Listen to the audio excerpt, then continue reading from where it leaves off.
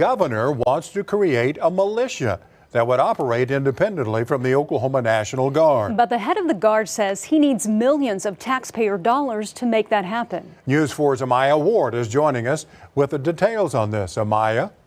Kevin Jolene, the commander of the Oklahoma Army and Air National Guard, says we've had a state guard for years and just haven't used it. And as of right now, there's no money for it. Governor Stitt came to me this year after looking at what he saw occurring on the border in Texas, where they routinely use their state guard, and asked me to take a look at reinstituting that.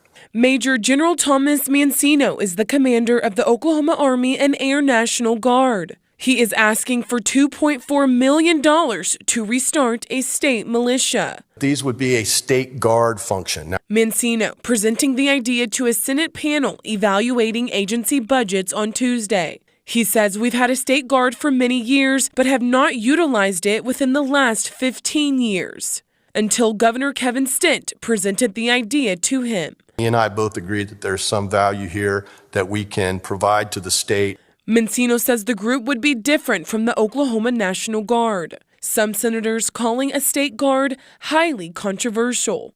I would have more than great and grave reservations about talking about $2.4 million for an unregulated militia state guard. Almost appalled that that's even in this budget. Senator Regina Goodwin says Oklahoma doesn't have any border issues and questioned if a state guard could have issues with other military units controlled by the federal government. The state guard, and when we talked about what they were doing in Texas, because what that resulted in was it was the federal government fighting against the state government. Senator Goodwin also asked if there was a threat that needed to be taken care of.